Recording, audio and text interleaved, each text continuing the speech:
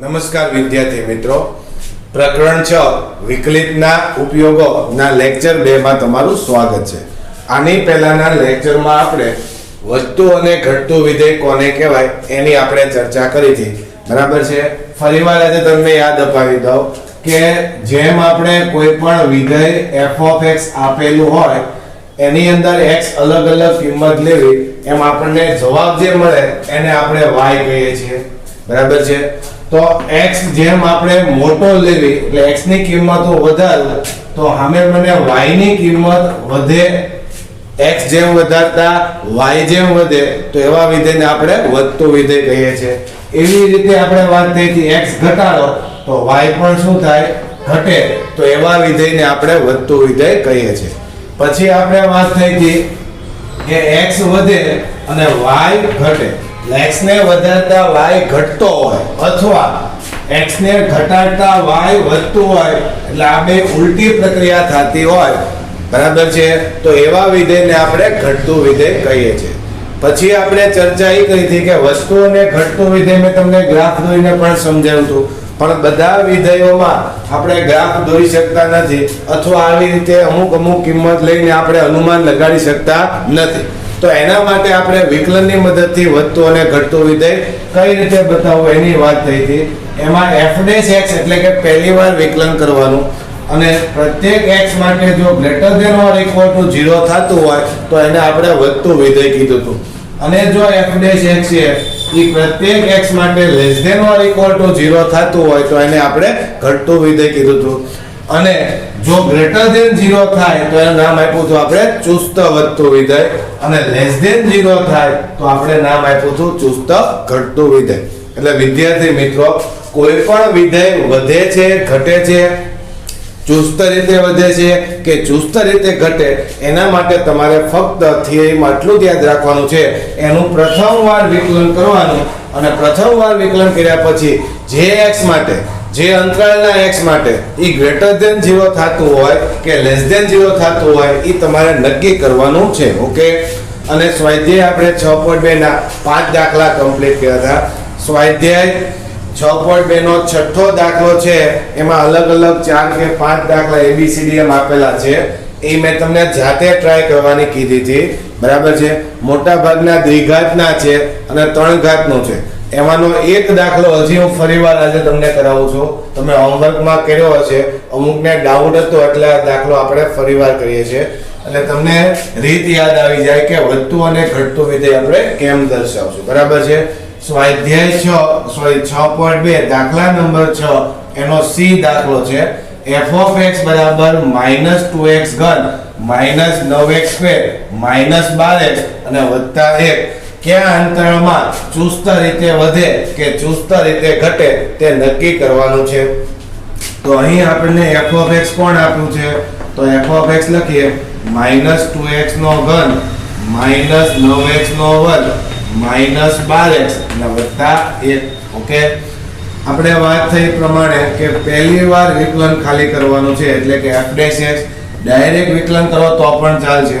-2 અચળ x ઘન નું શું થાય તો કે 3x નો વર્ગ -9 અચળ છે x વર્ગ નું આવશે 2x -12 અચળ x નું આવશે 1 અને વત્તા 1 નું વિકલન થશે 0. ઓકે.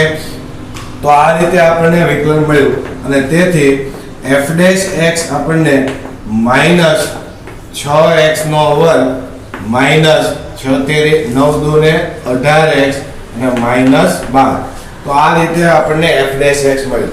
હવે વિદ્યાર્થી મિત્રો, મેં તમને ગયા લેક્ચરમાં પણ સમજાવ્યું હતું કે જે કાંઈ આપણને f' મળે એ ધન છે કે ઋણ નક્કી કરવા માટે તમારે એના સુરેખ અવયવ પાડવા પડે. જો દ્વિઘાત સમીકરણ આપ્યું હોય, જે બધું દ્વિઘાતના દાખલા સહેલા પડશે. દ્વિઘાત સમીકરણ આપ્યું તો અહીંયા કોણ આવશે? સુરેખ અવયવ ડાયરેક્ટ આવશે. ઈ ક્યાં ધન છે ને ક્યાં ઋણ થાય આપણે ડાયરેક્ટ અનુમાન લગાડી શકાય, પણ દ્વિઘાતમાં એવું ન થાય, 3 ઘાતમાં એવું ન થાય.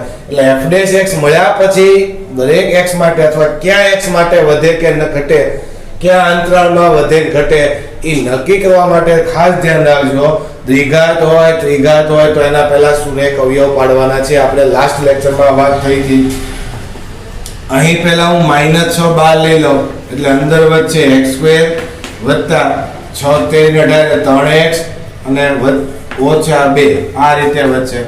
હવે વિદ્યાર્થી મિત્રો આપણે -2 ના ભાગ પાડીને +3 લાવવા એટલે 2 એકા 2 એટલે એના બે અવયવ પડશે, એક x + 2 અને એક x + 1.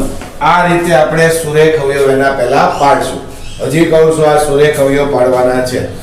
હવે આપણે વાત એ થઈ હતી કે આ ક્યાં 0 થાય એટલે આપણને f' આ મળ્યું. જ્યાં જ્યાં f' 0 થતું હોય એ તમામ બિંદુએથી આપણે સંખ્યા રેખામાં બતાવી એના અંતરાલ પાડવા અથવા એના ભાગ પાડવાના છે. તો આ ક્યાં 0 થાય તો તમે જોઈ શકો છો આ x બરાબર -2 મૂકતા 0 થશે અંતરાળ. આ 0 થયું એટલે f' 0 કહેવાય જ તે, બધું 0 થશે. એમ x બરાબર -1 લખો તો આ 0 બનશે એટલે f' 0 થયા. એટલે f' 0 ક્યાં ક્યાં બને છે? -2 અને -1 બે કિંમત માટે 0 બને. તો એના માટે આપણે વાત થઈ હતી સંખ્યા રેખા દોરવાની, અને સંખ્યા રેખામાં એ બે બિંદુ આપણે બતાવશું. કયા બિંદુ? -2 અને -1. હજી કહું છું આ રીતે તમે ભાગલા પાડો એનો મતલબ એમ થયો કે ઈ ભાગની અંદર જે ભાગ આપણે લખતા હશું એ ભાગની અંદર કા વિધેય વધતું હશે ને કા વિધેય ઘટતું છે. આમનામ ગમે એમ ભાગલા પડવાના નથી. એટલે સુરેખ અવયવ હોવો જોઈએ. સુરેખ અવયવ જ્યાં 0 થતા હોય ત્યાં સંખ્યા રેખામાં બતાવશું આપણે. એટલે અહીં -2 બતાવું અને અહીં -1 બતાવું. હવે આખી સંખ્યા રેખામાં બધા બિંદુઓ બતાવવાની જરૂર નથી, પણ તમને એટલી તો ખબર હોવી જોઈએ કે -2 ડાબી બાજુ બતાવાય અને -1 જમણી બાજુ, કારણ કે જમણી બાજુ કિંમત કેવી હોય? મોટી હોય. બરાબર છે? આ બાજુ આવશે +∞ અને આ બાજુ આવશે -∞. તો હવે આપણે આખા 3 ભાગમાં વહેંચ્યું. એમાં પહેલો ભાગ આવડો છે, આ બીજો ભાગ છે અને આ ત્રીજો ભાગ. એમ 3 ભાગ આપણને મળ્યા સંખ્યા રેખાના. તો આ 3 ભાગ આપણે વ્યવસ્થિત રીતે જ્યાં 0 f' થાય છે ત્યાંથી પાડ્યા છે. એનો મતલબ એમ થયો કે આ કોઈ પણ એક ભાગની અંદર કા વિધેય વધતું હશે કા વિધેય ઘટતું હશે. એમ આની અંદર વધતું અથવા ઘટતું અથવા આની અંદર વધતું અને ઘટતું હશે. હવે આપણે ભાગ છે એમાં ક્યાં વધે ને ક્યાં ઘટે નક્કી કરવા માટે મેં તમને કીધું હતું એક સરસ મજાનું આપણે ટેબલ બનાવશું. બરાબર છે? એ ટેબલમાં પહેલા કોલમમાં લખશું અંતરાળ. તો અંતરાળમાં આપણે કેટલા ભાગ પાડીએ છીએ? 3 ભાગ. તો પહેલો ભાગ છે -∞ થી -2, બીજો ભાગ આવશે -2 થી -1 અને ત્રીજો ભાગ આવશે -1 થી ∞. બરાબર? 3 ભાગ આપણે સંખ્યા રેખાના છે એ 3 અંતરાળ અહીં લખ્યા. હવે એ અંતરાળમાં વધે છે ઘટે એ નક્કી તમારે કરવાનું છે. તો એના માટે આપણે વાત થઈ ત્યાં સુરેખ અવયવ લખો. પહેલો સુરેખ અવયવ x+2, બીજો સુરેખ અવયવ x+1. -6 ગુણવાના છે એને યાદ રાખજો.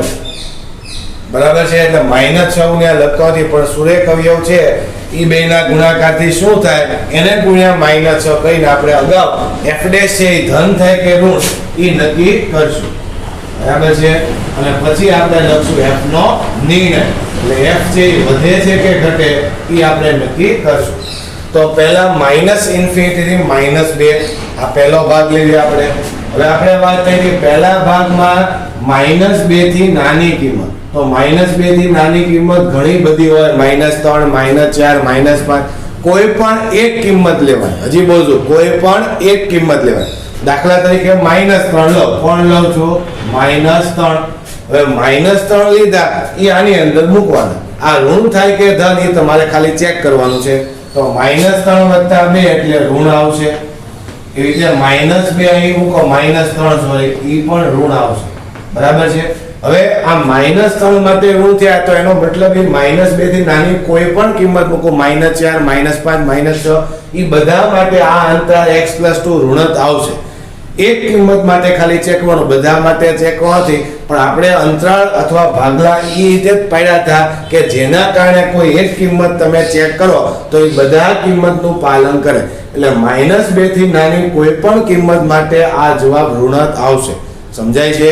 એમ -2 થી નાની કોઈ પણ કિંમત માટે x+1 પણ કેવા થશે? ઋણ થશે. હવે ધ્યાન આપો f' પાસે. આ ઋણ થયા, આ ઋણ થયા. બેનો ગુણાકાર કેવો થઈ જાય? તો કે ધન થાય. હવે બેયના ગુણાકારથી ધન જવાબ મળ્યો એને ગુણ્યા કેટલા કરવાના -6 એટલે f' કેવું આવશે ઋણ આવશે ધ્યાન આપજો ખાસ આ ઋણ એટલે ધન થાય વાત સાચી પણ એને ગુણવાના કેટલા છે પાછા -6 એટલે f' કેવો આવશે ઋણ આવશે એટલે આપણે લખશું f' (0)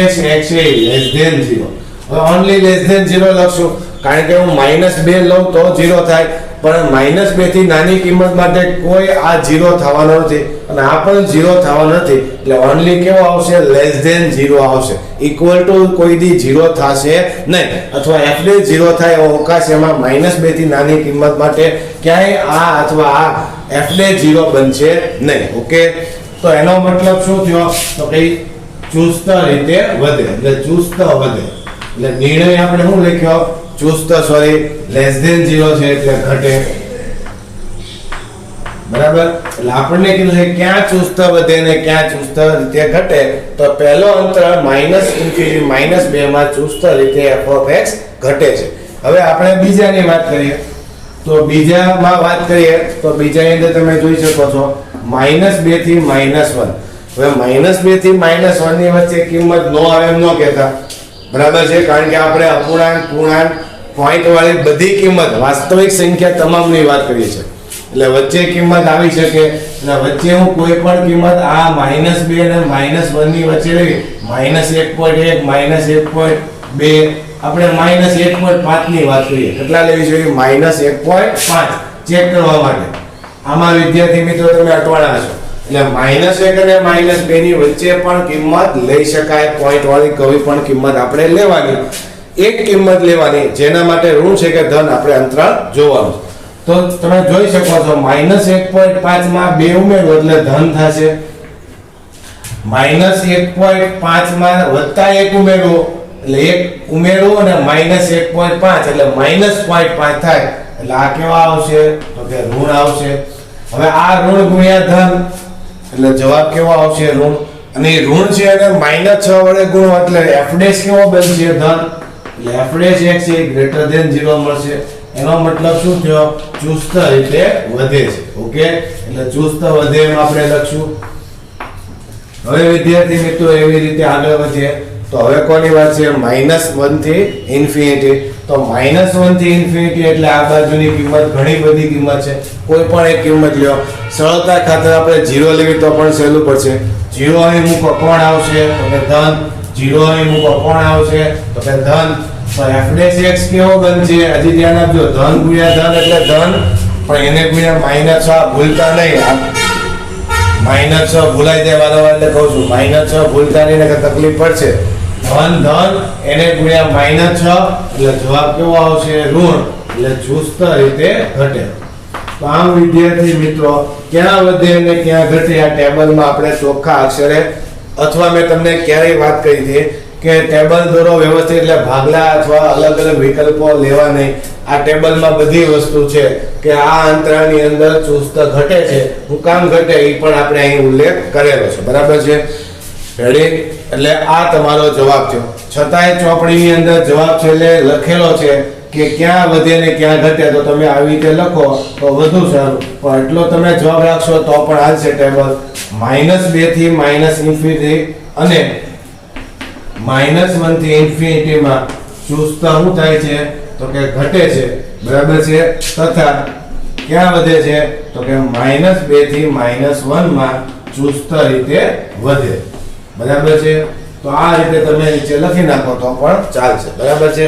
તો આમ વિદ્યાર્થી મિત્રો કોઈ પણ વિધેય આપણને આપ્યું હોય એ ક્યાં વધે ને ક્યાં ઘટે નક્કી કરવા માટે તમારે એનું પહેલીવાર વિકલન કરવાનું છે હવે પ્રશ્ન એ આવે છતાંય આમાં પુષ્કળ દાખલા ચોપડીમાં આપ્યા છે શું કામ આપ્યા છે તો એનું કારણ આ f'(x) મળ્યા પછી એ ક્યાં વધે અને ક્યાં ઘટે એ તમને નક્કી કરતા આવડવું જોઈએ એટલા માટે પ્રેક્ટિસ માટે પુષ્કળ દાખલા આપણને આપેલા છે બહુપદી હોય તો આપણે મેં તમને કીધું એ પ્રમાણે આવા સુરેખ અવયવ પાડવાના છે બરાબર છે અને સુરેખ અવયવમાં જ્યાં અસુરેખ હોય એ 0 થતો હોય ત્યાં સંખ્યા રેખામાં દર્શાવો આવી રીતે ત્રિકોણમિતિના પણ દાખલા આમાં આવશે અને આવે ત્યારે આપણે વાત કરશું કે એમાં પણ f'(x) ક્યાં વધે ને ક્યાં ઘટે કેમ નક્કી કરવું એ મહત્વનું છે ઓકે તો દાખલા નંબર 76 એનો આ દાખલો મોટા ભાગે હતો આવ્યો. ઓલો દાખલો તો આપણે પુનરાવર્તન રિવિઝન થાય એટલે મેં કરાવ્યો. હવે આમાં ખાસ ધ્યાન આપજો. અહીં આપણને f of x છે એ આપેલું છે x + 1 નો ઘન અને ગુણાકારમાં x - 3 નો ઘન. હવે આપણે વાત થઈ પ્રમાણે f' મેળવવું પડે તો અહીં બે પદ હોવાથી ગુણાકારનો નિયમ આપણે વાપરશું. તો f' પહેલું છે પદ આમ નામ રાખીએ x + 1 નો ઘન. આનું વિકલન કરીએ તો 3 ઘાત આગળ આવશે, 1 ઘાત ઘટશે. બરાબર છે. અને સાંકળ નિયમ પ્રમાણે પાછું કોણ કોનું x - 3 નું, તો x નું 1 ને 3 નું 0 એટલે ખાલી 1 આપણને મળશે. ઓકે. હવે વત્તા, હવે બીજું પદ આમ નામ રાખીએ x - 3 નો ઘન અને પહેલાનું વિકલન કરીએ એટલે કોણ આવશે 3 ગુણાકારમાં x + 1 નો વર્ગ અને એના ગુણાકારમાં x + 1 નું તો 1 જ આવશે એટલે લખતો નથી. ઓકે. કોણ આવશે 1. તો હવે પ્રશ્ન એ છે વિદ્યાર્થી મિત્રો, તેથી f' આપણને આ રીતે મળે છે અને બેયમાં તમે જોઈ શકો છો 3 સામાન્ય નીકળશે, x + 1 નો વર્ગ સામાન્ય નીકળે છે અને x - 3 નો વર્ગ પણ સામાન્ય નીકળે. તો એ સામાન્ય હું લઈ લઉં છું તો અંદર આપણને કોણ મળશે, તો હવે ધ્યાન આપજો. અહીં x + 1 વચ્ચે 3 બાર વહી ગયા, x - 3 નો વર્ગ બાર વહી ગયો એટલે વધે કોણ ખાલી x + 1 અને વત્તા અહીં કોણ વચ્ચે x - 3. રેડી. તો હવે વિદ્યાર્થી મિત્રો આપણી પાસે જવાબ આવો આવશે 3 x + 1 નો વર્ગ x - 3 x + x કેટલા આવશે તો કે 2x અને -2. આની અંદરથી 2 સામાન્ય લેવાય તો લઈ શકાય હજી એટલે 3 દુ ને 6, 2 સામાન્ય લેવા એટલે 6 થયા છે.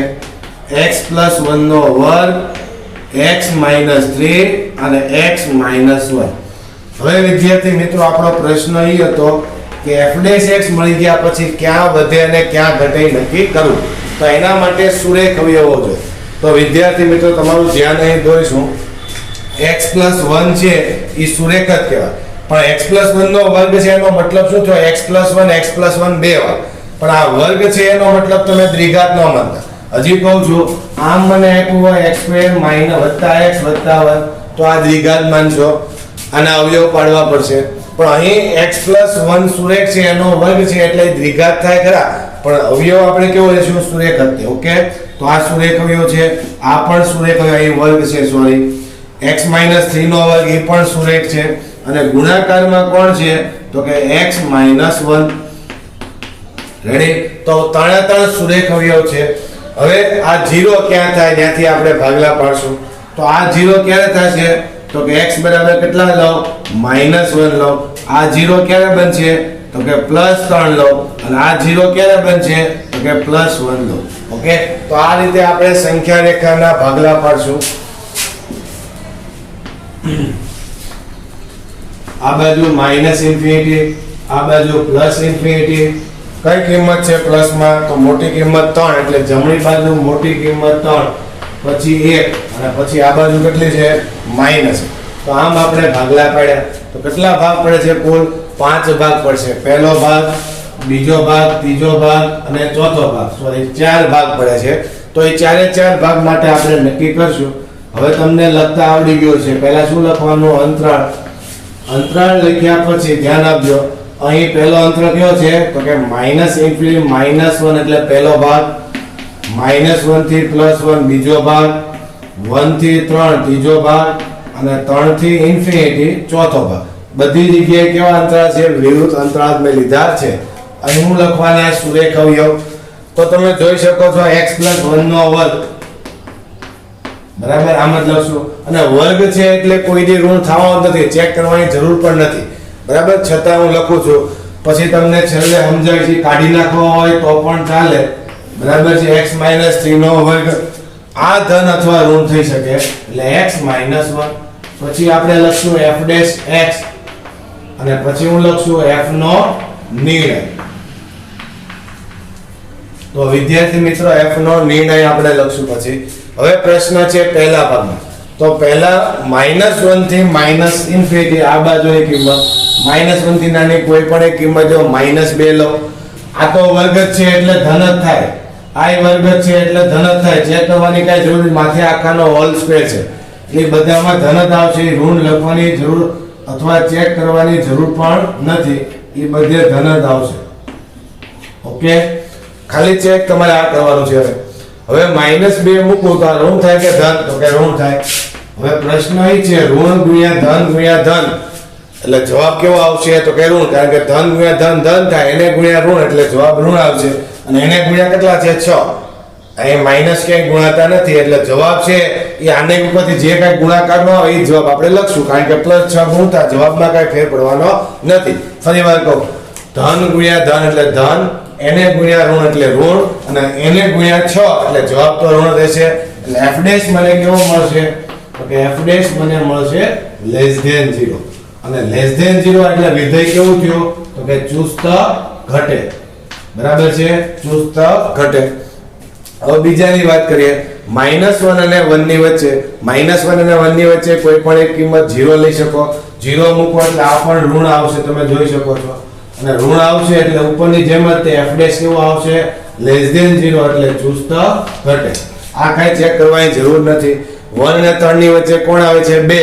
આ તો 2 ધન જ છે, અને 1 અને 3 ની વચ્ચે 2 અહીં મૂકો તો ધન આવશે, તો 3 ધન એટલે ગુણાકાર કેવો થશે? ધન. f' કેવા આવશે? <0 એટલે ચુસ્ત વધે. બરાબર છે.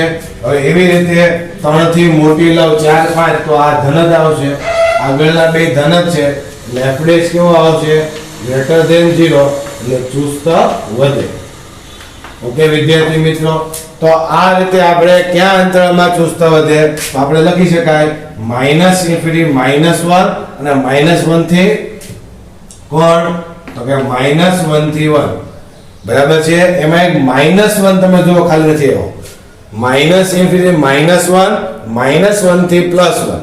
અહીં તમે યોગગણ લખીને બતાવો તો પણ હાલે, પણ -1 બેયમાં નથી. બરાબર, તો કે આ અને આ અથવા ઈ અંતરાલની અંદર માં f કેવું થાય? તો કે ચુસ્ત રીતે ઘટે છે. બરાબર છે. એવી રીતે 1 થી 3 અને 3 થી ∞ બે લાઈનમાં છે, પણ એક ખાલી કોણ ગેપ પડ્યો? 3 નો ગેપ પડ્યો છે, 3 લેતો નથી. માં f શું લખાય? તો કે ચુસ્ત રીતે વધે છે. હવે વિદ્યાર્થી મિત્રો, પ્રશ્ન એ છે કે આ ઓપ્શન ને લીધા હોત તો પણ હાલે. તમે જોઈ શકો છો કે આને માટે જ વસ્તુ થઈ 1 થી મોટા, તો કે 1 થી આ ભાગ લેવી, 1 થી નાના માટે ઘટે છે. તમે જોઈ શકો 1 થી નાના માટે એટલે આ બે ઓપ્શન છે, એ બેમાં ચુસ્ત ઘટે છે. અને 1 થી મોટા માટે 3 ને ન ગણું તો પણ ચાલે, પણ પ્રશ્ન એ થાય ચુસ્ત વધે એમ લખ્યું છે. જો તમે ડાયરેક્ટ એવું લખો કે આ બે ધન છે, હવે આ ઓપ્શન ન લ્યો, સોરી આ બે ધન છે એટલે 1 અને -1 અને 3 તમે સંખ્યા રેખામાં ન દર્શાવો અને ખાલી 1 દર્શાવો. કોણ દર્શાવો? ખાલી 1. તો સમજો,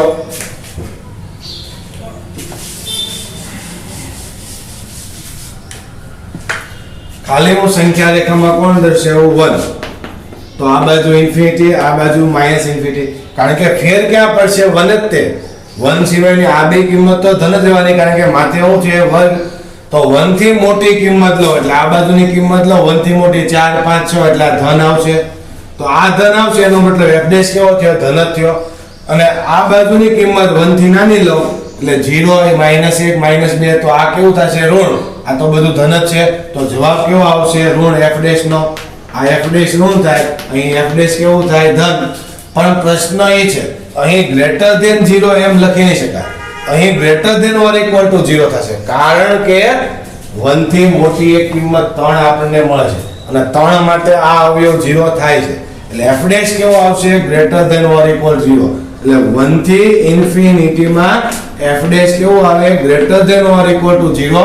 એટલે વધતું વિધેય કહેવાય. કેવું કહેવાય? વધતું વિધેય છે, પણ ચુસ્ત વધે છે એમ કહેવાય નહીં. એટલે ઈ ભૂલનો આપણે એટલા માટે આપણે આને પણ સંખ્યા રેખામાં દર્શાવશું. યાદ રાખજો, આ 0 તો થઈ શકે, ધન છે વાત સાચી, પણ 0 થાય ત્યાં વિધેય કેવું કહેવાય? ખાલી વધતું કહેવાય. આપણને પૂછ્યું છે હું ચુસ્ત વધતું અને ચુસ્ત ઘટતું, એટલે આપણે 3 છે એ બાદ કરવો પડે. એટલે તમે જોઈ શકો અહીં આપણે -1 લીધા નથી, અહીં આપણે 3 લીધા નથી. બરાબર છે? 3 લ્યો તો ખાલી વધતું કહેવાય, પણ 3 નો લ્યો તો કેવું કહેવાય? ચુસ્ત વધતું વિધેય કહેવાય. એટલા માટે જો તમને એક્સ્ટ્રામાં લખી નાખજો આ દાખલામાં એક્સ્ટ્રા. જો મને એમ કીધું હોત કે વધતું અથવા ઘટતું, અથવા ક્યાં વધે અને ક્યાં ઘટે, ક્યાં વધે અને ક્યાં ઘટે એમ લખી આપણે રકમ, ક્યાં વધે અને ઘટે તે નક્કી કરો. ચુસ્ત વધતું ઘટતું નહીં, તો હું ડાયરેક્ટ આમ જ ભાગ પાડે. સમજાય છે? તો આપણે 0 આ 0 ભલ થતું, પણ 0 થાય એનો મતલબ એ વધતું કે ઘટતું જ આવશે. ચુસ્ત વધતું કે ઘટતું હોય તો આપણે આમ ભાગ પાડશું, પણ ખાલી ક્યાં વધે અને ક્યાં ઘટે એમ કીધું હોય તો આપણે ખાલી આ બે જ ભાગ પાડશું. સમજાય છે? તો બે ભાગમાં તમે ખાલી શું બતાવી શકશો?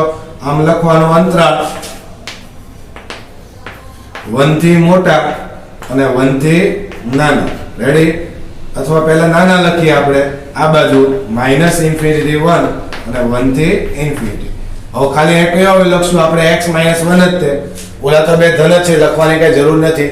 બરાબર છે? 1 થી નાના કેવું આવશે? ઋણ.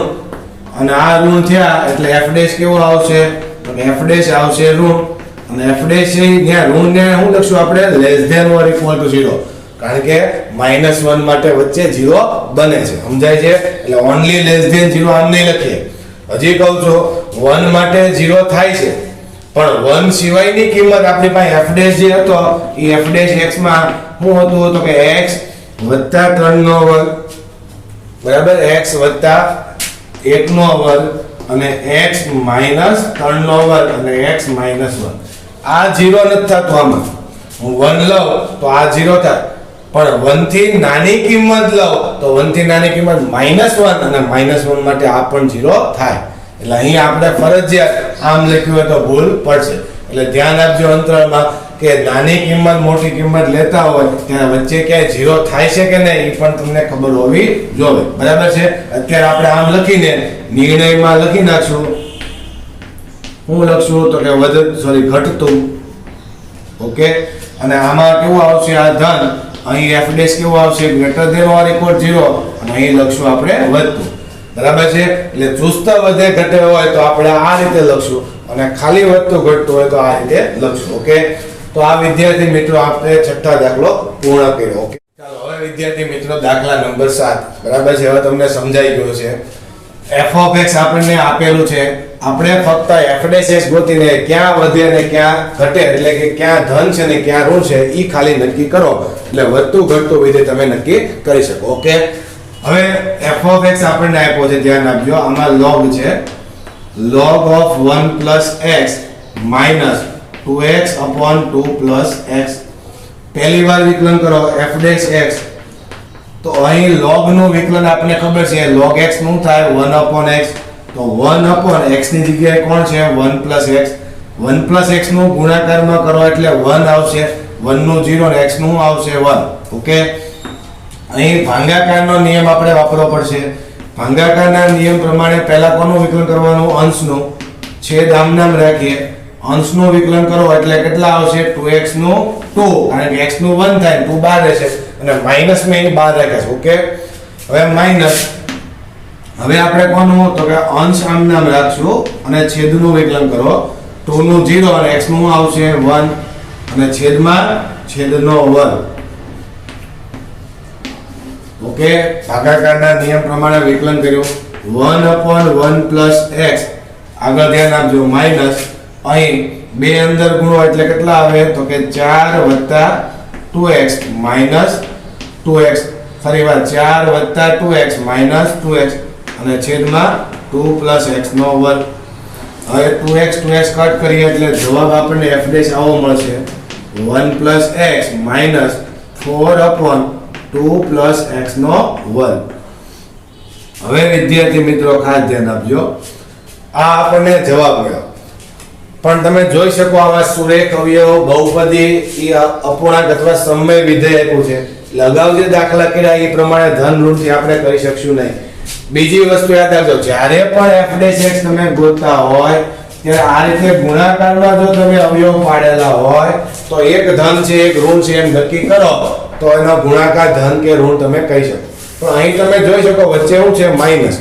હવે આ ધન છે આ ધન છે, બે હું ધન લાવ તો બેની બાદબાકી કાંઈ ધન જ થાય એવું જરૂરી નથી. સમજી શકો તમે કહો છો એ, પણ ગુણાકાર હોત તો આપણે એમ કહી શકાય ભાઈ ધન ગુણ્યા ધન એટલે ધન થાય. પરંતુ અહીં વચ્ચે શું છે બાદબાકી છે. બાદબાકી એટલે ધારો કે 3 ધન લઉં અને 7 ધન લઉં પણ બેની બાદબાકી કરું તો કેવા આવે -4 ઋણ આવે. એટલે સરવાળો બાદબાકી હોય ત્યારે આપણે એક ધન છે બીજું ધન છે તો બે ધન જ થશે એવું કહી શકતા નથી. એટલે સરવાળા બાદબાકીમાંથી તમારે એને ગુણાકાર અને ભાગાકારમાં અવયવ આ રીતે પાડવો પડશે. અથવા આમ હોય ઉપર નીચે તો પણ તમે કહી શકો આ ધન હોય તો બેનો ભાગાકાર ધન જ થાય. બરાબર છે. પણ આ રીતે સરવાળો બાદબાકી હશે તો તમારે કોણ મોટું કોણ નાનું એ નક્કી કરવું પડશે. હા, ક્યારેક એવું પણ બને સરવાળા ગુણાકારમાં નહીં ફેરવી શકાય તો કોણ મોટું ને કોણ નાનું એ પણ તમે નક્કી કરી શકવા જોવે.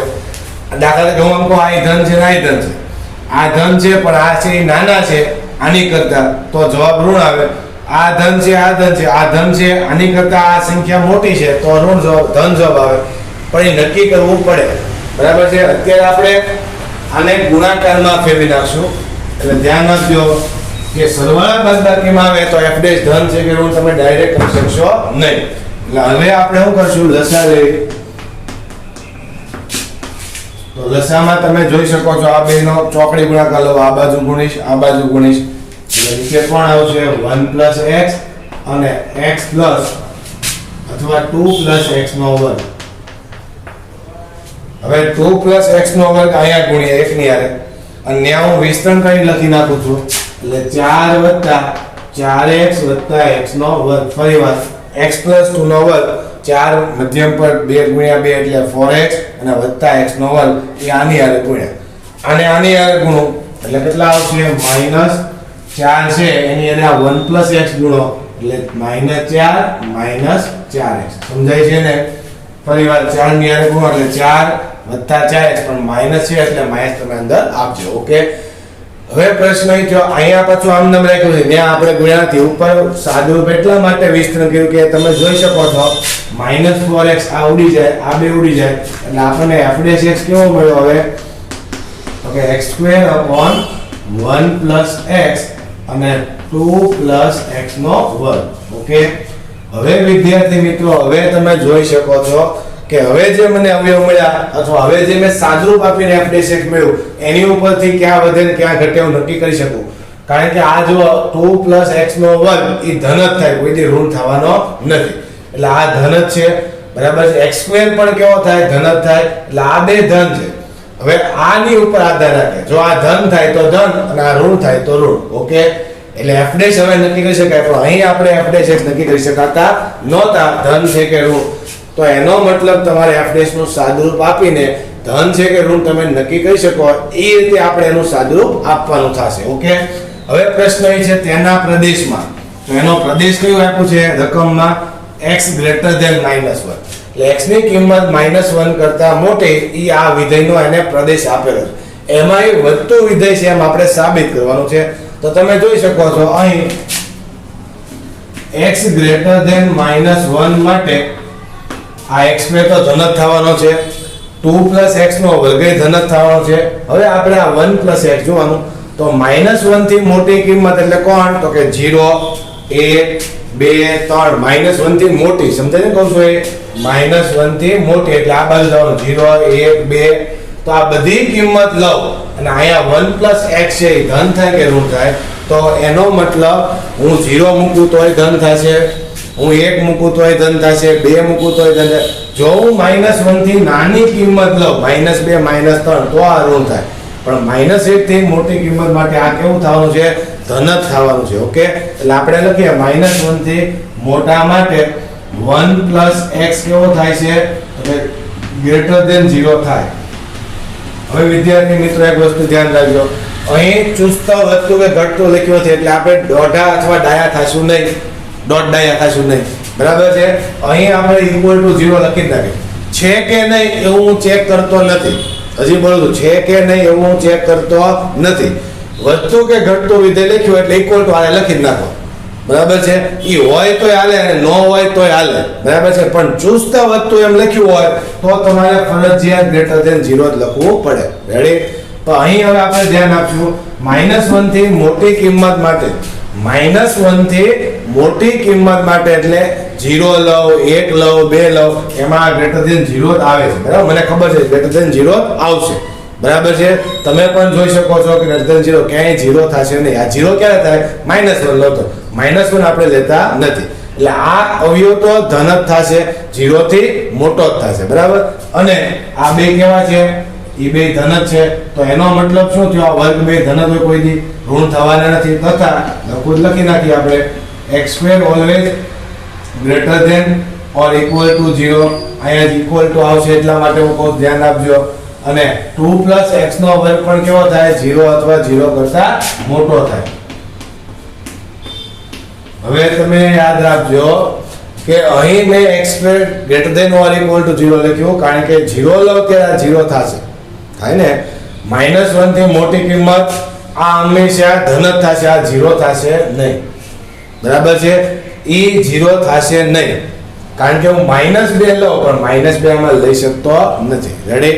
એટલે આ એક 0 થાય છે, તો એનો મતલબ શું થયો? તેથી f' કેવું થાય? તો કે આ 0 થાય, આ બધા ધન જ છે, 0 એક આ થઈ શકે, એટલે f' કેવું આવશે? Greater than or equal to 0. અને તેથી આપણે એમ લખી શકાય કે f એ x ગ્રેટર ધેન -1 માં કેવું વિધેય છે? વધતું વિધેય છે. હવે વિદ્યાર્થી મિત્રો ફરીવાર તમને કહું છું, તમે ખોટા અટવાતા નહીં. જો વધતું વિધેય એમ લખ્યું હોય તો તમે ખાલી એટલું લખજો x -1 થી મોટા માટે 1 + x greater than or equal to 0 અથવા ગ્રેટર ધેન 0. તેથી f' છે એ greater than or equal to 0 હંમેશા લખવાનું, બરાબર. આ 0 થાય છે કે નથી થતું એ તમારે ચેક કરવાની જરૂર નથી, પણ મેં તમને બતાવ્યું છે કે જ્યારે હું 0 લઉં ત્યારે 0 થાય એટલે 0 થાય છે, પણ એ તમારે ચેક કરવાની જરૂર નથી. જ્યારે ચુસ્તા વધતું કે ઘટતું લખ્યું હોય તો જ તમે ચેક કરો, ટાઈમ ખોટો બગાડતા નહીં. આપણને એમ કીધું હોય કે વધતું વિધેય છે એટલે આપણે ખાલી એમ જ લખી નાખો f' છે greater than or equal to 0. એનો મતલબ શું થઈ ગયો? વધતું વિધેય છે. હવે 0 થાય કે ન થાય એ જો, આપણે જોવાનું નથી. પણ જો તમને એમ કીધું હોય ચુસ્ત વધતું વિધેય છે તો તમારે આમ લખવું ફરજિયાત છે. તો એ ક્યાં 0 થાય, ક્યાં 0 થતું હોય તમને ખબર હોવી જોઈએ, બરાબર છે. એટલી વસ્તુ તમે યાદ રાખજો. મિત્રો દાખલા નંબર 8 ની વાત કરીએ. દાખલા નંબર 8 માં y બરાબર આપ્યું છે, y બરાબર x (2) નો સ્ક્વેર, બરાબર છે. એ x ની જે કિંમતો માટે વધતું વિધેય હોય તે કિંમતો શોધો. એટલે x ની જે કિંમત માટે વિધેય વધે એ તમારે x ની કિંમતો આપણે આપવાની. એટલે ટૂંકમાં વધતું વિધેય ક્યાં છે એ તમારે નક્કી કરવાનું છે. ઘટતું વિધેય હોય એ કિંમત તમારે આપવાની નથી. એ વધતું હોય અને ઘટતું ગમે ને હશે એ આપણે નક્કી કરવાનું છે. ઓકે? પણ પ્રશ્ન એ છે y બરાબર x (2) નો હોલ સ્ક્વેર. એ રકમ છે એ y માં આપી છે તો આપણે લઈ લેવી. ધારો કે y બરાબર કોણ લઈ લો? f of x. તેથી f of x આપણને કોણ મળી ગયું? તો કે x (x - 2) નો વર્ગ. હવે વિદ્યાર્થી મિત્રો તમને એક વસ્તુ કહી દઉં કે જો તમે y લખો અને y નું વિકલન કરો dy/dx તો પણ ચાલશે, f' બતાવવાની જરૂર નથી. તો dy/dx > 0 એમ પણ લખી શકાય, બરાબર છે. અને બીજી વસ્તુ એ કે આ રકમ છે એની અંદર આ વર્ગ આપણને આપ્યો છે એ x નો પણ વર્ગ છે, એટલે રકમમાં સુધારો થોડો કરવાનો છે. એટલે વર્ગ આપણને આ રીતે લેવાનો છે તો ચોપડીના જવાબ પ્રમાણે જવાબ મળશે. જો રકમ નો સુધારો ખાલી x - 2 નો વર્ગ લ્યો તો ચોપડીના જવાબ પ્રમાણે જવાબ મળશે નહીં. એટલે આપણે રકમ છે એ વર્ગ આખાનો આ રીતે આપણે લેવાનો છે. ઓકે? રેડી? અને f of x એટલે કોણ? y. તમે y થી પણ લખી શકો, મેં તમને પહેલા કહું છું અને ફરીવાર કહું છું. y નું વિકલન કરો એટલે dy/dx f' અને અહીં વિકલન કરતા પહેલા અંદર વિસ્તરણ કરી નાખીએ એટલે d/dx ઓફ આમ નામ રાખું છું, અંદર વર્ગ આવશે x² - 2x એનો વર્ગ. આપણે આનું વિકલન કરવાનું છે. ઓકે? રેડી ને? નકર હજી એક કામ કરો, y લખીએ આપણે તો d/dx તમારે લખવું નહીં, તમે આમ નામ રાખો, ખાલી પહેલા એકવાર સાદુરૂપ આપણે એનું આપી દેવી. એટલે આપણે શું લખશું, તેથી y અને આને અંદર વિસ્તરણ કરી નાખો એટલે x² - 2x એનો આખાનો વર્ગ. તેથી હવે વિકલન કરીએ એટલે dy/dx f'(x). હવે આનું વિકલન કરો એટલે 2 ઘાત આગળ આવે, 1 ઘાત ઘટશે. ગુણાકારમાં કોનું વિકલન કરવું પડશે, x² - 2x નું. તો x² નું શું થાય, તો કે 2x અને -2x માંથી કોણ આવશે, -2. બરાબર, સાંકળ નિયમ પ્રમાણે 2 ઘાત આગળ લીધી, 1 ઘાત ઘટાડી અને પછી x² નું 2x અને -2x નું -2. રેડી. હવે તમે જોઈ શકો છો આમાંથી x સામાન્ય નીકળે છે અને આમાંથી 2 સામાન્ય નીકળે છે. 2 ને સામાન્ય લો એટલે કેટલા બનશે, 4. અહીંથી x સામાન્ય લઈ લો એટલે x આગળ લખી દઉં, x બાર લીધા કેટલા વધે હવે, તો કે x - 2. અહીંથી આપણે 2 સામાન્ય લીધા કેટલા વધે, x - 1. ઓકે, એટલે આપણને મળે છે 4x, x - 2 અને x - 1. આ રીતે આપણને અવયવ મળ્યા. હવે વિદ્યાર્થી મિત્રો પ્રશ્ન અહીં છે, ફરીવાર કહું છું, આમાંથી 2 સામાન્ય લીધા, આમાંથી હું લીધા છે x એટલે x - 2, અહીંથી 2 બાર લીધા એટલે વધે કેટલા, x - 1 અને બાર કેટલા થઈ ગયા, 4 ને x. હવે ક્યાં ક્યાં 0 થાય વિચારો, તો કે આ -∞, આ +∞. 0 ક્યાં બનશે, તો કે એક 0 લો ત્યારે, આ 0 લો ત્યારે 0 સુરેખ અવયવ બધા છે. આ 2 લો ત્યારે અને આ 1 લો ત્યારે જમણી બાજુ મોટી કિંમત બતાવાય, સૌથી મોટી કોણ છે, 2, પછી 1 અને પછી 0. રેડી. તો એટલા આપણને ભાગ મળે. હવે આમાં ક્યાં વધે અને ક્યાં ઘટે, તો બધા અંતરાલ તો બધી વસ્તુ લખવાની જરૂર નથી, જ્યાં અંતરાલમાં વધે છે એ આપણે નક્કી કરવાનું છે. આ ધન છે. રેડી. હવે આપણને શું કહ્યું છે, ક્યાં વધે, તો આ ધન, આ ઋણ, આ ધન, એમ બધું આપણે નક્કી કરવું પડશે. તો અંતરાલ લખો તો ચાલે, ન લખો તો પણ ચાલશે, પણ તમને સમજાય એટલા માટે આપણે અંતરાલ લખી નાખીએ. બરાબર છે.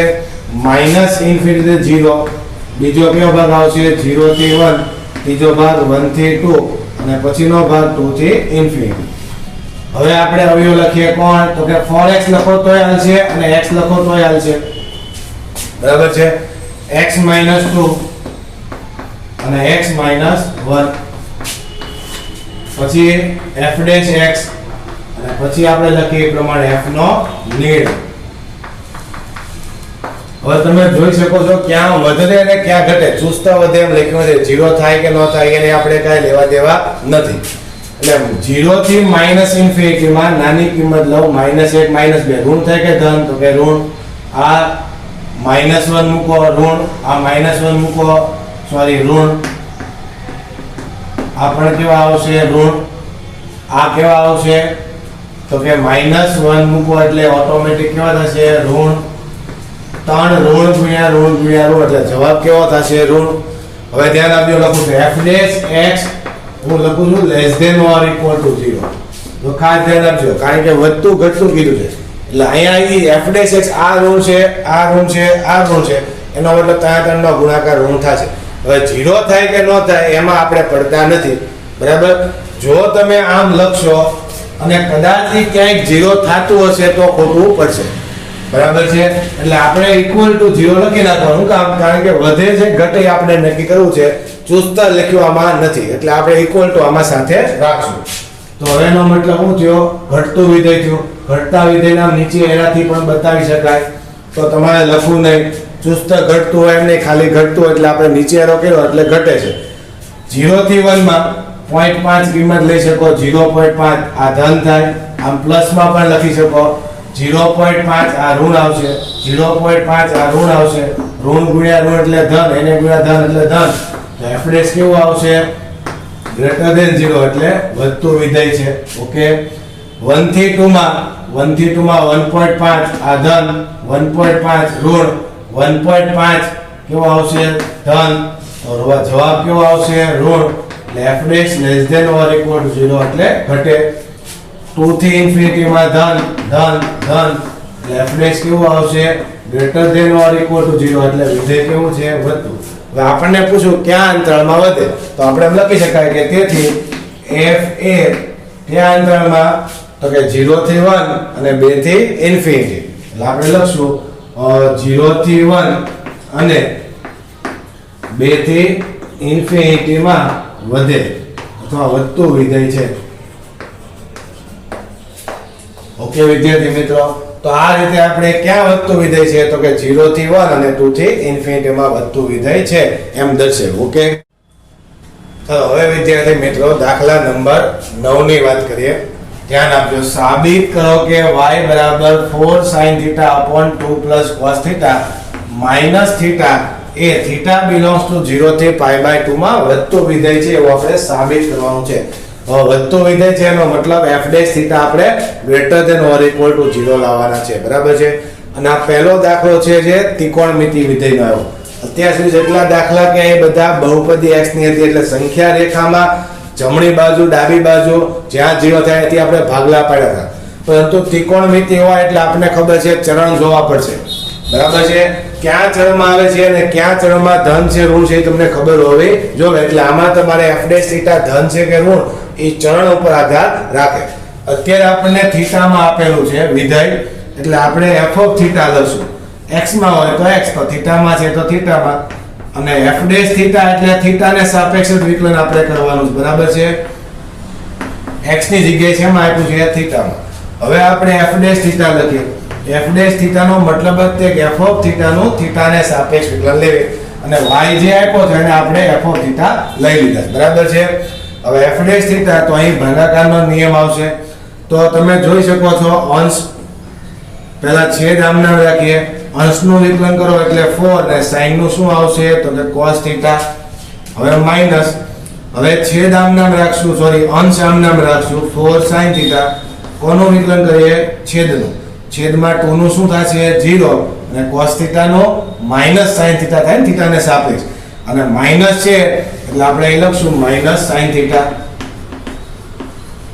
બરાબર છે અને છેદમાં કોણ આવશે છેદનો સ્ક્વેર એટલે 2 plus cos θ નો હોલ સ્ક્વેર હવે માઈનસ θ નું શું આવશે θ ને સાપેક્ષ 1 એટલે છેલ્લે -1 પણ તમને મળશે રેડી તો હવે વિદ્યાર્થી મિત્રો વિકલન થયા પછી થોડું સાદુરૂપ આપીએ તો f' θ આ અંદર ગુણો એટલે કેટલા થાય તો કે 4 4 × 8 સોરી 8 cos θ આ ગુણો એટલે 4 cos નો વર્ગ માઈનસ માઈનસ કેવા આવશે પ્લસ 4 sin સ્ક્વેર θ અને છેદમાં 2 plus cos θ એનો આખાનો વર્ગ અને -1 હવે ધ્યાન આપો આમાંથી હું 4 સામાન્ય લઉં એટલે sin સ્ક્વેર વત્તા cos સ્ક્વેર એટલે 1 થાય એટલે આ કેટલું બનશે ખાલી 4 અને આ કેટલા છે 8 cos θ એટલે આપણને f' θ છેલ્લે આવો મળશે 8 cos θ વત્તા 4 અને ગુણાકારનો ઓલા 1 થાય sin સ્ક્વેર વત્તા cos સ્ક્વેર નો નીચે કેટલા છે 2 plus cos θ એનો આખાનો વર્ગ અને -1 આ મને f' θ મળ્યું પણ હવે પ્રશ્ન એ છે વિદ્યાર્થી મિત્રો તમે જોઈ શકો છો ઓલાની જેમ આમાં પણ અહીં વચ્ચે શું આવી છે બાદબાકી એનો મતલબ આ ધન છે તો બેની બાદબાકી ધન થાય એવું કહી શકાય નહીં એટલે એનો મતલબ આપણે અગાઉના જે દાખલામાં બહુપદીમાં કહ્યું હતું હમણાં x ની એની જેમ જ તે આના પણ આપણે અવયવ લાવવા પડશે ગુણાકાર ભાગાકારમાં બાદબાકી તફાવતમાં હાલશે નહીં બરાબર છે તો એનો મતલબ આપણે આનું સાદુરૂપ આપીએ લસા લેવી એટલે 8 cos θ વત્તા 4 છેદમાં 2 plus cos θ નો હોલ સ્ક્વેર એ આની આરે ગુણાય કોની આરે ગુણાય 1 ની આરે એટલે અહીંયા કોણ આવશે 2 plus cos θ નો હોલ સ્ક્વેર અને એનું વિસ્તરણ ને લખી નાખો કારણ કે 8 અને 4 માં ઉડાવ એટલે એનું વિસ્તરણ લખો કેટલા આવશે એટલે 4 અને 2 દુ ને 4 cos θ અને વત્તા cos સ્ક્વેર θ બરાબર છે તો જોઈ શકો આ માઈનસ અંદર આપો એટલે 4 4 કટ થશે આ cos સ્ક્વેર θ વધશે કેવા વધશે માઈનસ અને 8 માંથી આ 4 બાદ થાય એટલે કેટલા વધશે 4 cos θ સરસ 8 માંથી આ -4 cos θ બાદ કરો માઈનસ અંદર આપો એટલે વધે કેટલા 4 cos θ અને માઈનસ કેટલા આવશે cos સ્ક્વેર θ અને છેદમાં કોણ આવ્યું 2 પ્લસ cos થીટા નો હોલ સ્ક્વેર. ઉપરથી cos થીટા હું બહાર લઈ લઉં એટલે f ડેશ થીટા મને આ રીતે મળશે cos theta 4 minus cos theta અને છેદમાં 2 પ્લસ cos થીટા નો હોલ સ્ક્વેર. ઓકે, હવે વિદ્યાર્થી મિત્રો આ મને f ડેશ થીટા મળ્યો. અહીં તમે જોઈ શકો છો બધા મેં અવયવ લાવ્યો. હવે આ ધન છે કે ઋણ આપણે ચેક કરવું પડે અને અવયવ લાવ્યા પછી પાછું ધન છે કે ઋણ તમે કઈ એકવાર જો એવા અવયવ લાવવા પડે. અહીં 2 પ્લસ cos થીટા એનો હોલ સ્ક્વેર છે એટલે આ ધન જ આવે, કોઈ દી ઋણ આવશે નહીં. આની વાત કરીએ હોલ માઈનસ cos થીટા, એ ધન થાય કે ઋણ? તો તમને ખબર છે cos થીટા નો વિસ્તાર શું છે? તો કે cos થીટા નો વિસ્તાર -1 અને +1 ની વચ્ચે છે. હું આ બાજુ લખું છું. તો cos થીટા છે એનો વિસ્તાર છે એ -1 અને +1 ની વચ્ચે છે.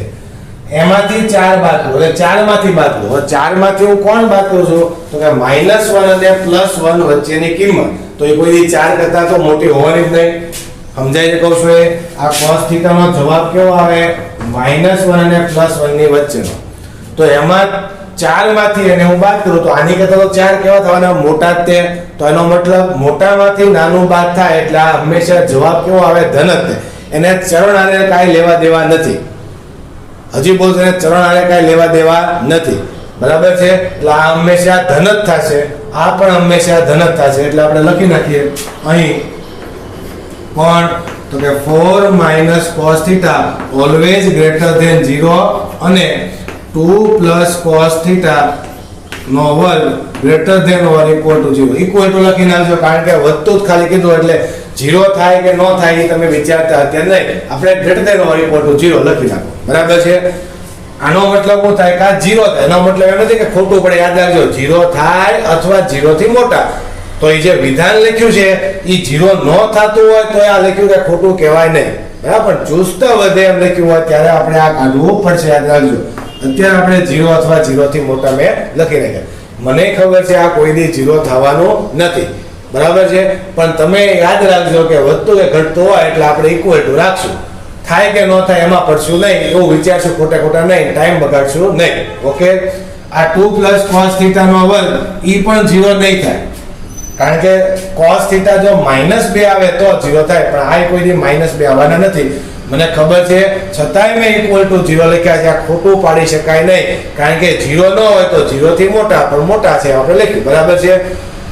હવે વાત થાય આગળ વાત કરીએ આપણે આની વાત રે cos થીટા ની. ખાલી તો cos થીટા આવે જો ધન થાય તો આ તો બે ધન જ છે, એ વાત ફાઇનલ થઈ ગઈ.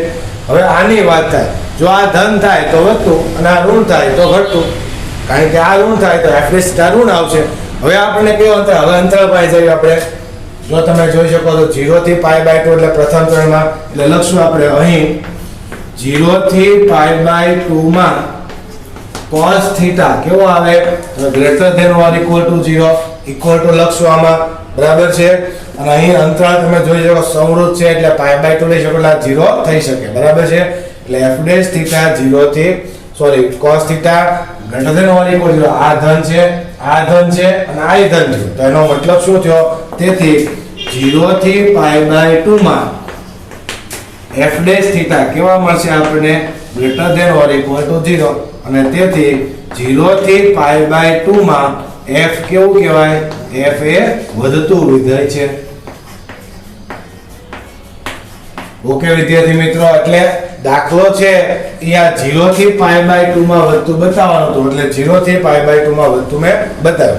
હવે પ્રશ્ન અહીં આવે કે 0 થી π/2 ની જગ્યાએ 0 થી π લખ્યું હોત તો અંતરાળ તો 0 થી હું π લઉં તો તમે જોઈ શકો તો 0 થી π/2 માં cos ધન થાય એટલે વધતું કહેવાય અને π થી π/2 માં π/2 થી π એટલે બીજા ચરણમાં cos કેવું આવે? ઋણ એટલે ઘટતું કહેવાય. એટલે ક્યાં વધે ને ક્યાં ઘટે તો એમ પૂછી શકે. બરાબર છે? ક્યારેક વિદ્યાર્થી મિત્રો અહીં આપણે 0 થી 2π આપ્યું હોય તો જેટલા ભાગ આપણે પાડશું, જેમ સંખ્યા રેખામાં આપણે જે બિંદુએ 0 થી ભાગ પાડતા એમ આપણે એકમ વર્તુળની અંદર આપણે શું કહીશું? ચરણ. પહેલું ચરણ, બીજું, ત્રીજું, ચોથું એમ ચરણમાં આપણે અંતરાળ પાડવા પડશે. જો 0 થી પાઈ નું મેં તમને સમજાવ્યું કે 0 થી પાઈ આપ્યું હોય તો 0 થી π/2 માં વધતું આવે અને π/2 થી પાઈ માં કેવું આવે ઘટતું આવે. આ રીતે આપણે ક્યાં વધે ને ક્યાં ઘટે એમ અંતરાલમાં તમારે દર્શાવવું પડે. ઓકે, ચાલો હવે વિદ્યાર્થી મિત્રો દાખલા નંબર 6 પરંતુ સ્વાધ્યાય 6 પ્રકીર્ણ. સ્વાધ્યાય 6 પ્રકીર્ણનો છઠ્ઠો દાખલો જે આપણે 6.2 નો 9મો દાખલો કર્યો એની જેવો છે એટલા માટે આને લેવી જોઈએ. ધ્યાન આપજો. કયા અંતરાલમાં વિધેય f(x) 4sin x - 2x - x cos x upon 2 + cos x આ વિધેય તમને આપ્યું છે જે x માં આપ્યું છે પણ છે ત્રિકોણ વિધેય છે. કયા અંતરાલમાં ચુસ્ત રીતે વધે અને કયા અંતરાલમાં ચુસ્ત રીતે ઘટે એમ બે ઓપ્શન અલગ અલગ આપ્યા. મેં માહિતી રકમ લખી નાખી છે પણ ચુસ્ત લખ્યું ધ્યાન આપજો. કયા અંતરાલમાં ચુસ્ત રીતે વધે પહેલી રકમ અને કયા અંતરાલમાં ચુસ્ત રીતે ઘટે એ બીજી રકમ. એમ બે રકમ આપણને આપેલી છે. બરાબર છે. એટલે આપણે ચુસ્ત રીતે વધે અને ચુસ્ત રીતે ઘટે એ ગોતવાનું છે ક્યાં. બરાબર. હવે પ્રશ્ન એ છે કે f(x) આપણને આપ્યો છે તો આ f(x) છે મેં લખ્યો એમાં તમે જોઈ શકો અહીં x બેમાં સમાન છે તો અહીંથી તમે x સામાન્ય લો એટલે -x થાય અને 2 + cos x વધે. બરાબર છે. હવે તમે જોઈ શકો છો આ cos વધ્યા અને હવે આ 2 + cos આના છેદમાં મૂકો એટલે કોણ થાય તો કે 4sin x upon 2 + cos x અને આના છેદમાં મૂકો એટલે -x. તો તમે જોઈ શકો છો આ રકમ થઈ 4sin θ 4sin x upon 2 + cos x 2 + cos x -θ અને -x થીટામાં છે એ રકમ છે માં આવી x માં. અને આ દાખલો છે IMP છે ધ્યાન આપજો મોસ્ટ IMP કારણ કે આની અંદરથી એક 4 માર્કનો દાખલો આવવાનો છે. બે દાખલામાંથી તમારે એક કરવાનો છે અને મોટો દાખલો છે 4 માર્કના IMP ધ્યાન આપજો અને બોર્ડમાં ઘણી વખત પૂછાય પણ ગયેલો છે.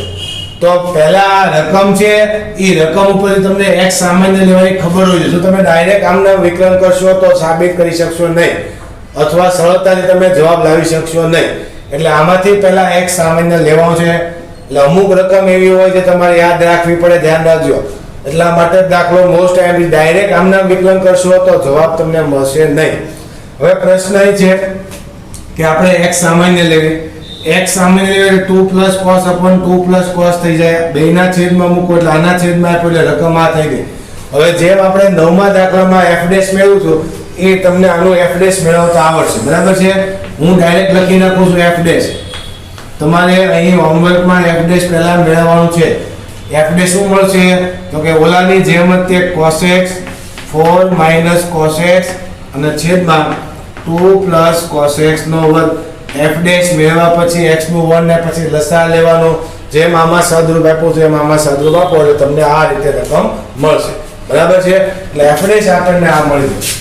હવે વિદ્યાર્થી મિત્રો ક્યાં વધે અને ક્યાં ઘટે એમાં ચુસ્ત લખ્યું છે એટલે ચુસ્તનો પણ ઉલ્લેખ કરવો પડશે. તો હવે ધ્યાન આપજો અહીં આપણે ઓલામાં જેમ લખ્યું તેમ જ તે 4 - cos x એ હંમેશા ગ્રેટર ધેન 0 થાય. મેં તમને ત્યારે સમજાવ્યું હતું ઇક્વલ ટુ મેં લખ્યું ઓલા પણ આમાં નહીં લખું કારણ કે આમાં 0 થાય તો એ વધતું કહેવાય ચુસ્ત વધતું કહેવાય નહીં. એટલે એ હવે આમાં 0 થાય કેવો થાય એક અવયવ પણ ચેક કરવાનો. f' તો પછી ચેક કરશું પણ એક અવયવ પણ તમારે જોવો પડશે. બરાબર. શું કામ થાય કારણ કે cos નો વિસ્તાર શું થાય લખું બાજુ લખી દઉં છું કારણ કે cos belongs to કોણ આવશે -1 થી +1. બરાબર છે.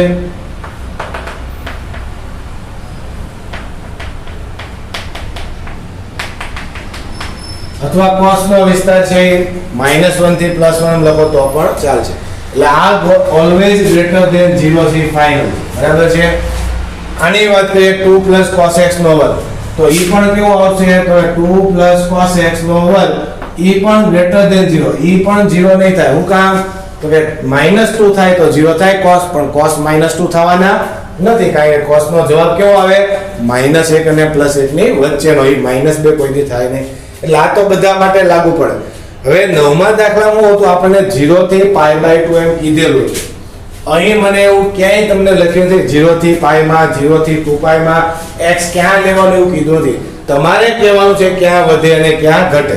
તો એના માટે ખાસ ધ્યાન આપજો. હવે જે લખું છું તો આપણે 11મા ધોરણમાં અંતરાલ શીખીને આવ્યા છીએ એમાં all s t c એટલે પહેલામાં બધા ધન હોય બીજામાં બધા સાઇન છે કેવા આવશે ધન બાકીના બધા ઋણ. હવે પ્રશ્ન એ છે કે આની અંદર ચોપડીમાં જવાબમાં 0 થી 2π માટે લખ્યું. શેની માટે લખ્યું છે? 0 થી 2π. એટલે એક ચકડું ખાલી કર્યા છે. અહીં કોણ આવે? 0, π/2, π, 3π/2 અને 2π. તો 0 થી 2π માં જે વસ્તુ બને એ બધા માટે બને, વાત સાચી છે. પરંતુ એમાં 0 થી 2π માં એવું લખ્યું નથી. એટલે આપણે જવાબ છે એ જનરલાઈઝ કરશું, 0 થી 2π માં નહીં લખી. જો 0 થી 2π માં લખવું હોય તો હેલું છે, હજી કહું છું. કારણ કે તો તમે શું કહેશો કે 0 થી π/2, તો કે 0 થી π/2 માં આપણે ખાલી ચેક કોણ કરવું હોય? cos. તો 0 થી π/2 માં cos ધન કે ઋણ? તો કે ધન. એટલે 0 થી π/2 ની અંદર વિધેય કેવો આવશે? વધતું આવશે. પછી આપણે વાત કરીએ π/2 થી π માં cos ઋણ આવે, π થી 3π/2 માં cos ઋણ આવે. તો આપણે એમ કહી શકાય કે π/2 થી 3π/2 ભેગું લઈ લો અને π/2 થી 3π/2 માં cos ઋણ આવે. એનો મતલબ શું થયો? ઘટતું વિધેય થયું. રેડી? આગળ વાત કરીએ આપણે 3π/2 થી 2π. તો 3π/2 થી 2π લો તો cos કેવા આવશે? ધન આવશે. એટલે વિધેય કેવું થાય? વધતું. તો આ રીતે તમે લખી શકો છો, અથવા તમે ટેબલ પર બનાવી શકો 0 થી π/2, π/2, 3π/2, cos ધન છે, ઋણ છે એટલે વધતું ઘટતું. ચોપડીમાં જવાબ આ રીતે આપ્યો છે. પણ વિદ્યાર્થી મિત્રો આર.ડી. શર્મા અને જૂની ટેક્સ્ટ બુકમાં પણ આ દાખલો હતો, એમાં જવાબ છે 0 થી 2π માં નહોતો આપ્યો. જો જવાબ 0 થી 2π માં એને લખવો હોય તો અહીં લખવું પડે એને કે 0 થી 2π માં કયા અંતરાલમાં વધે ને કયા અંતરાલમાં ઘટે એ નક્કી કરો. તો ચોપડી પ્રમાણે જવાબ આ રીતે સાચો પડશે. તો આપણે જનરલાઈઝ કરીએ એટલે 0 થી 2π માં ન રહેતા ગોળ ગોળ આપણે ચકડા ફર્યા કરીએ. પછી 2π થી 4π માં શું થાય? 4π થી rπ માં. એનો મતલબ શું થયો? આપણે વિસ્તાર r લેવો છે, પ્રદેશ કોણ લેવો છે? cos નો r. દરેક વાસ્તવિક કિંમત છે એના માટે આપણે નક્કી કરીએ. બરાબર છે? તો દરેક વાસ્તવિક કિંમતમાં ક્યાં આપણે વાત થઈ હતી? તો કે આમ તમે સંખ્યા રેખામાં વાસ્તવિક કિંમત ધન બતાવો અને આ બધું કઈ બતાવો છો? ઋણ. એટલે ટૂંકમાં જનરલાઈઝ આપણે કિંમત કરવાની છે. તો એના માટે આપણે 11મા ધોરણમાં 4 ઘર પાડ્યા હતા. આને આપણે a કહેતા, આને આપણે a પ્રાઇમ કહેતા, આને b અને આને આપણે b પ્રાઇમ. યાદ છે તમને? a એટલે બધા કેવા આવે? બેકી પાય આવે. એટલે બેકી પાય એટલે આપણે એને લખ્યું હતું 2k પાય. 2k પાય લખો એટલે બધી બેકી પાય અહીં જ આવશે. અને k belongs to z. એટલે k belongs to z માટે આ બધા કેવા થશે? 2π, 4π, 6π, 8π બધા લખાય. આ બાજુ શું લખાય? 2k + 1π. એટલે બધી કેવી પાય આવશે? એકી પાય. π, 3π, 4π, 5π, 6π ને સોરી બધી એકી પાય આવશે. બરાબર છે? k ક્યાંથી લેવાનો? z માંથી તમે કોઈ પણ ઋણ આવશે અને ધન આવશે. -1 લો -1 તો -π આવશે, -2 લો તો -3π આવશે. એટલે ધન અને ઋણ બધા આવી ગયા. આ તમને યાદ છે? આપણે 4 ઘરના સંદામાં મેં તમને કીધું યાદ રાખવાના. હવે b નું શું આવે? કોને યાદ છે? તો b માટે હું લખાવું તો આપણે 4k + 1π/2. યાદ હશે તમને? 4k + 1π/2. k બરાબર 1 લ્યો એટલે કોણ આવશે? તો કે 4 + 1 5π/2. k બરાબર 0 લો એટલે કોણ આવશે? π/2. બરાબર છે? એટલે π/2 પછી ગોળ ચક્રો ફરી આવે 5π/2 પછી ગોળ ચક્રો ફરી આવે 9π/2. એટલે 4 નો તફાવત હોય એટલે આમાં 4k + 1π/2. અને આને કેમ લખ્યું તો આપણે? 4k - 1π/2. બરાબર છે? અહીંયા કોણ આવશે? 4k - 1. કોણ આવશે? 4k - 1π/2. આ કોના માટે? b પ્રાઇમ માટે. તો આ રીતે વિદ્યાર્થી મિત્રો આપણે અંતરાલ પાડશું આમાં. બરાબર છે? એ અંતરાળની અંદર તો કે પહેલો અંતરાળ આપણે કઈ રીતે લખશું? તો કે 2k π થી 4k + 1π/2. હવે તમને ક્યારેક આ વસ્તુ ભૂલાઈ ગઈ હોય તો આપણે એટલી તો ખબર પડે કે આ 2k π મેં લખ્યા. 2k π માં એટલો ઉમેરો એટલે કેટલો ઉમેરો થયો? π/2 નો ઉમેરો થયો. એટલે 2k π + π/2. એટલે હું a ઉપર હતો ત્યાંથી b ઉપર આવવું હોય તો a ઉપર કેટલા હતા? 2k π. તો તમને ખબર છે બેકી પાય હોય એમાં તમે π/2 ઉમેરો એટલે આ b ઉપર આવો એટલે 2k π + π/2. અને આમાંથી તમે π/2 સામાન્ય લ્યો તો બે અહીંયા સામાન્ય પ્રાણ થાય કેટલા થઈ જાય? 4k + 1 થાય. આને તમે અંદર ગુણો એટલે 2k π અને + π/2. એટલે 2k pi plus pi by 2 લખો અથવા 4k પ્લસ 1 પાઈ બાય 2 લખો, બે સમાન થશે. બરાબર છે. તમને સહેલું કયું પડશે? એક કામ કરીએ, આ કદાચ ભૂલાઈ જાય તો આપણે એક કામ કરીએ, 2k પાઈ તો યાદ હોય જ તે, એટલે એ સ્થાન ઉપર આપણે છે ત્યાંથી b ઉપર જાવ એટલે પહેલું ચરણ થાય એટલે 2k પાઈ અને કોણ લખું 2k pi plus pi by 2. Ready? આ પહેલો અંતરાલ પાડ્યો આપણે 2k પાઈ થી 2k pi plus pi by 2. Ready? તો આ પહેલા અંતરાલમાં આપણે ધન થાય કે ઋણ, તો cos લેવી, તો cos કેવું આવશે? ધન. આ તો બે ધન છે જ તે એટલે ઈ જોવાનું નથી. હવે cosec છે એ કેવો આવશે? Greater than 0. હું કામ ગ્રેટર ધેન 0 મેં લખ્યો, ધન કાઢી નાખ્યું, કારણ કે 0 પણ નહીં થાય. 0 ક્યારે થાય? હું પાઈ બાય 2 લઉં ત્યારે. પણ આ લેતો નથી, અંતરાળ કેવો લીધો છે મેં? વિવૃત. એટલે એ છેડાની કિંમત પાઈ બાય 2 ની એક કે લસ નહીં. તો એનો મતલબ f' કેવો આવશે? તો f' મને મળશે ગ્રેટર ધેન 0. અને ગ્રેટર ધેન 0 એટલે f નો નિર્ણય કેવો થયો? f નો નિર્ણય આપણે લખશું ચુસ્ત વધે. બરાબર છે. તો આમ વિદ્યાર્થી મિત્રો મેં 2k પાઈ થી 2k pi plus pi by 2 એટલે આમાંથી 0 થી પાઈ બાય 2 આવી ગયા, એમાં 2 પાઈ થી 5 પાઈ બાય 2 આવી ગયા, એમાં 4 પાઈ થી 9 પાઈ બાય 2 આવી ગયા. એટલે ગોળ ગોળ ચકડા તમામ કિંમત માટે આને બતાવ્યું કેવાય જનરલાઈઝ કહેવાય. જૂની ચોપડીમાં આરડી શર્મામાં જવાબ આમ આપ્યો છે. આપણી ચોપડીમાં જે આપ્યું છે એમાં 0 થી 2 પાઈ ખાલી, એટલે માટે એટલે 0 થી 2 પાઈ હોય તો 0 થી પાઈ બાય 2 એનો ભાગ આપ્યો છે. પણ આમાં 0 થી પાઈ બાય 2 આવી ગયા, આમાં 2 પાઈ થી 5 પાઈ બાય 2 આવી ગયા, 4 પાઈ થી 9 પાઈ બાય 2, એટલે ટૂંકમાં ગોળ ગોળ ચકડા ફેરવો તમામ કિંમત આમાં આવી ગઈ. બરાબર છે. તો આ રીતે આપણે બતાવવાનું છે. હવે વિદ્યાર્થી મિત્રો તમને એમ થાય આગળના બધા કેમ બતાવવા? તો બહુ સિમ્પલ છે. આપણે 2k pi plus pi by 2 મેં લખ્યા, 2k pi plus pi by 2. તો 2k pi plus pi by 2 એટલે કેવું બિંદુ થયું? B. હવે આમાં ઋણ થાય અને આમાં cos ઋણ થાય, એટલે આ બે ભેગા લેશું આપણે. તો અહીંથી મારે અહીંયા જવું હોય તો કેટલા ઉમેરવા પડે? પાઈ. એટલે હવે હું લખીશ કોણ? તો કે 2k પાઈ પ્લસ પાઈ. રેડી?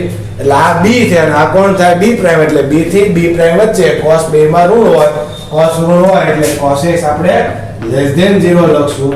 એટલે f' લેસ ધેન 0 એટલે ચુસ્ત રીતે ઘટે. વચ્ચે 0 ક્યાંય થાય તમે ખાસ ધ્યાન આપજો. અહીં પાઈ હોય, 2 પાઈ હોય, સોરી પાઈ, 3 પાઈ, 5 પાઈ, ત્યાં cos ઋણ થતો નથી, એટલે આ ભેગું મેં લીધું. સોરી, ત્યાં cos 0 થતો નથી, કારણ કે cos છે અને cos ત્યાં -1 થાય. બરાબર છે. જો એ sin આપ્યું હોત તો ઇક્વલ ટુ 0 આવે તો આપણે અહીં ભાગલા પાડવા પડે, કારણ કે ચુસ્ત લખ્યું છે, ધ્યાન આપજો. એટલે અહીં cos ક્યાંય આની અને આની વચ્ચે 0 થવા નથી. અહીંયા અને અહીંયા cos 0 થાય, પણ એના માટે આપણે એ લેતા નથી, કારણ કે અંતરાલ કેવો છે? વિવૃત. રેડી? હવે તમને સમજાઈ ગયો છે. આગળ હવે આપણે શું કરશું? તો કે હવે ચોથા ચરણની છેલ્લી વાત હોય તો એમાં 2k પાઈ પ્લસ પાઈ એટલે ક્યાં આવ્યા આપણે? 2k પાઈ પ્લસ પાઈ, સોરી અહીંયા ભૂલ થઈ. અહીં પાઈ લખો એટલે 2k પાઈ માં પાઈ ઉમેરો એટલે આ બિંદુ થાય. અહીં 3 પાઈ બાય 2 આવશે. ફરીવાર યાદ અપાવું, ધ્યાન આપજો. 2k pi plus pi by 2 એટલે આ 2k પાઈ પ્લસ પાઈ એટલે આ 2k pi plus 3 pi by 2 એટલે આ. બરાબર છે. એટલે આપણે ક્યાં લખવાનું હતું?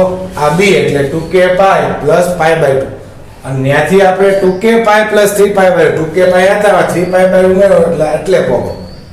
એટલે 2k પાઈ છે એમાં પાઈ બાય 2 ઉમેરો એટલે આ બિંદુ, 2k પાઈ માં પાઈ ઉમેરો એટલે આ બિંદુ, 2k પાઈ માં 3 પાઈ બાય 2 ઉમેરો એટલે આ બિંદુ. બરાબર છે. અને 2k પાઈ માં 2 પાઈ ઉમેરો એટલે પાછું આ બિંદુ. રેડી? એટલે 2k pi plus pi by 2 એટલે a થી 2k pi plus 3 pi by 2 એટલે b પ્રાઇમ, b થી b પ્રાઇમ. રેડી? હવે ધ્યાન આપજો. 2k pi plus 3 pi by 2 એટલે ક્યાં આવે? b prime. અહીંયા જવું હોય તો 2k પાઈ પ્લસ 2 પાઈ એટલે આપણે શું લખશું? 2k પાઈ પ્લસ 2 પાઈ. રેડી? એમાં cos કેવું આવશે? ગ્રેટર ધેન 0 એટલે f' કેવું આવશે? આ કાઢી નાખું છું. f' એ ગ્રેટર ધેન 0 આવશે એટલે ચુસ્ત રીતે વધે. રેડી? તો આ રીતે વિદ્યાર્થી મિત્રો આપણે જનરલાઈઝ કરશું. અને એવું લાગે તો અહીંયા ગમે આ ટેબલમાં એક જગ્યા લખી નાખજો જ્યાં k belongs to z. એટલે k belongs to z એટલે k કોઈ પણ તમે કિંમત લઈ શકો. એટલે આ તમામ વાસ્તવિક કિંમત માટે 0 થી π/2 મેં વાત કરી એમ 4π થી 9π/2 બધા માટે ચુસ્ત વધે, આ ચુસ્ત ઘટે અને આ ચુસ્ત વધે. બરાબર છે. તો આમ વિદ્યાર્થી મિત્રો આ ત્રિકોણમિતિનો દાખલો આવે ત્યારે ખાસ ધ્યાન રાખજો. અને મેં કીધું એ પ્રમાણે આ દાખલો મોસ્ટ આઈએમપી છે. જો તમને બોર્ડમાં પૂછાય તો આપણે આ રીતે જનરલાઈઝ ભાગલા પાડશું. જો રકમમાં 0 થી 2π એમ લખેલું હોય લખેલું તો આપણે 0 થી π/2 π થી 3π/2 અને 3π/2π તો રકમ આપણી સહેલી થશે. બરાબર છે. હા, ચોપડીની અંદર જવાબ આપ્યો છે, વાત સાચી છે. એટલે કદાચ તમે રકમ આની આ પૂછાય અને તમે 0 થી 2π/2 3π/2 ભાગલા પાડો તો પણ તમને માર્ક એને પૂરા આપવા પડે. પણ એ વસ્તુ ખોટી છે, એ ખોટી છે. બરાબર છે. એટલે વાત એ છે કે જો એને અંતરાલ ન આપ્યો હોય તો આપણે ભાગલા આ રીતે પાડશું. બરાબર છે. એટલે તમને માર્ક મળે કે ન મળે નહીં, પણ વસ્તુ છે એ જે સત્ય હોય એ સનાતન સત્ય મેથમાં એ કોઈ બદલાતું નથી. બરાબર છે. એક વસ્તુ યાદ રાખજો. એટલે આ રીતે આપણે જનરલાઈઝ ભાગલા પાડીને દાખલો પૂરો કરશું. એટલે દાખલો મોસ્ટ ટાઈમ છે અને 4 માર્કમાં પૂછાઈ શકે, યાદ રાખજો. તો વિદ્યાર્થી મિત્રો આજે આપણે એટલું રાખીએ. આજે જે મેં કહ્યું હોમવર્કમાં દાખલા ધ્યાન આપજો. તો કે દાખલા નંબર 6.2 ના હતા એમાંથી આપણે સી અને ઈ બે દાખલા કર્યા, જેને લાસ્ટ લેક્ચરમાં મેં આ હોમવર્કમાં આપ્યો તો થઈ ગયા હોય એને આ હોમવર્ક કરવાની જરૂર નથી. પણ જેને ન થયા હોય, ડાઉટ હતા, એના માટે આ દાખલા છે. ઈ બે દાખલા, દાખલા નંબર 7, દાખલા નંબર 8 અને દાખલા નંબર 9, આ બધા દાખલા છે 2 વાર. અને સ્વાધ્યાય 6 આજે આપણે દાખલો કર્યો એનો દાખલા નંબર 6 ઈ પણ કેટલી વાર? 2 વાર. તો આટલું મને 2 વાર હોમવર્ક કરી અને હજી કહું છું હવે પાછું વિકલન આવી ગયું એટલે ધ્યાન આપજો. હોમવર્ક છે એ ફરજિયાત જોયા વગર કરવાનું, ખાલી ટેક્સ્ટ બુકમાંથી રકમ જોવાની અને 2 વાર દાખલો છે એ જોયા વગર લખો. પહેલી વાર દાખલો લખતા હોય કદાચ ક્યાંક ભૂલ થાય, બરાબર, તો તમે જોઈ શકો છો. પણ બીજી વાર જ્યારે દાખલો ગણતા હોય ત્યારે જોયા વગર કોન્ફિડન્સથી દાખલો આખો તમે ગણી એકવાર જોવે તો જ તમે પેપરમાં દાખલો જોયા વગર સ્પીડમાં ઝડપથી કોન્ફિડન્સથી દાખલો ગણી શકશો. નકર તકલીફ પડે. એટલે જોઈજો ને હોમવર્ક કરવાનું નથી, ફરજિયાત જોયા વગર 2 વાર હોમવર્ક કરી મને વોટ્સઅપ કરશો. Okay, thank you.